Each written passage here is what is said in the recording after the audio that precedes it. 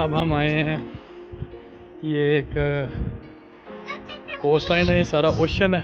यहाँ मेरा प्लान एक ऐसे रोप ब्रिज को देखने और उस पर वॉक करने का था जो समंदर में बनी कुछ चट्टानों को आपस में मिलाता है। ये इस तस्वीर में जो नजर आ रहा है यही वो ब्रिज है।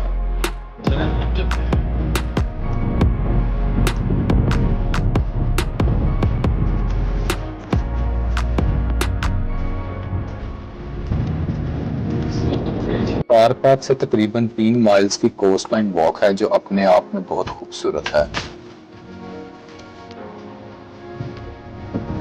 आगे तो पता नहीं आप लोगों को नजर आ रहा है कि नहीं, लेकिन ये वाला देखते हैं।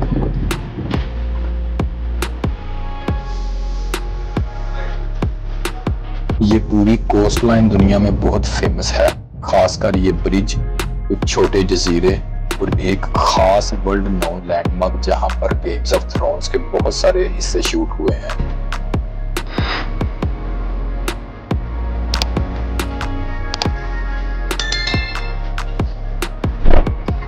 जैसे जैसे हम आगे बढ़ रहे थे, मौसम खराब होने की वजह से बादलों में छुपते सूरज की मध्यम रोशनी समंदर और उसमें छोटे छोटे जजीरों की खूबसूरती को और निखार रही थी।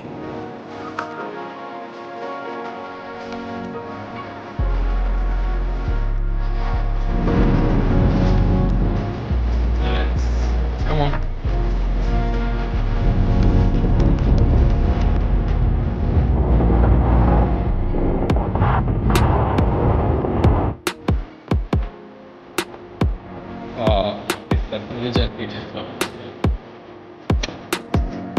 Be careful, okay? Don't get hurt. जैसे ही हम ब्रिज के पास पहुंचे तो ये जानकर बहुत दुख हुआ कि हवा तेज होने और वेदर प्रेडिक्शन की वजह से ब्रिज आज सयाहों के लिए बंद कर दिया गया है, क्योंकि रस्सियों से खड़ा ये ब्रिज तेज हवा में इंसानी जान के लिए खतरनाक हो सकता है। फैमिली को ब्रिज के पास छोड़कर मैं किसी अच्छे से स्पॉट की तलाश करने लगा जहां से मैं ड्रोन से कुछ शॉट्स ले सकूं, लेकिन यहाँ भी किस्मत ने साथ न दिया और अचानक तेज बारिश शुरू हो गई।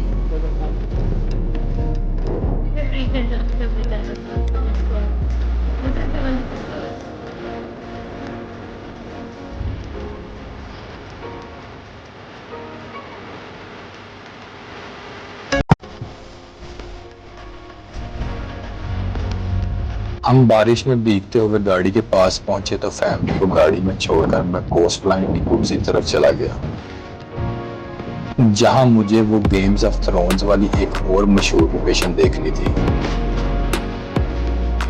ये वो मैदान है जहां गेम्स ऑफ थ्रोन्स में बहुत सारी तलवारबाजी की लड़ाइयां और कबीलों को खैमों में रहते हुए दिखाया गया है।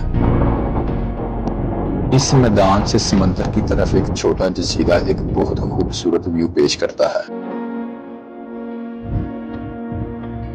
जैसे ही थोड़ा आगे जाएं तो एक और छोटा सा खूबसूरत जजीरा इस जगह की खूबसूरती को चार चांद लगा देता है।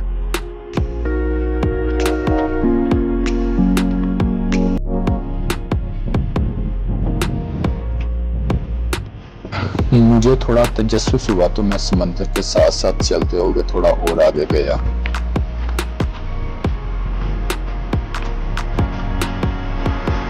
यहाँ मुझे एक गार नजर आई तो मैं इसके अंदर चला गया।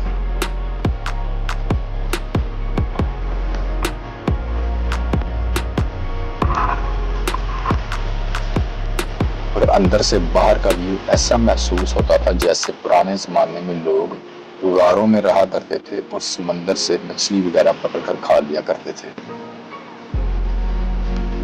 यहाँ अकेले कुछ देर टाइम गुजारा और बहुत दिल किया कि काश मेरा टेंट और बाकी चीजें मेरे पास होती और फैमिली साथ ना होती तो मैं यहाँ रात जरूर गुजारता।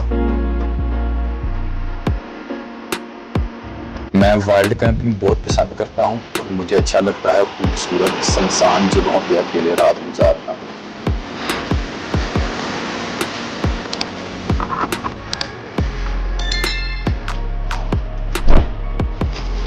मैं इस खूबसूरत जगह से लुत्फानंदोज होते हुए वापस कारपात की तरफ चल पड़ा और दिल में इरादा किया कि अकेले किसी टाइम अपने डियर्स के साथ दोबारा यहाँ आऊंगा और एक दो नाइट स्पेंड करूंगा ताकि इस तन्हाई को ज्यादा करीब और ज्यादा देर महसूस कर सकूं।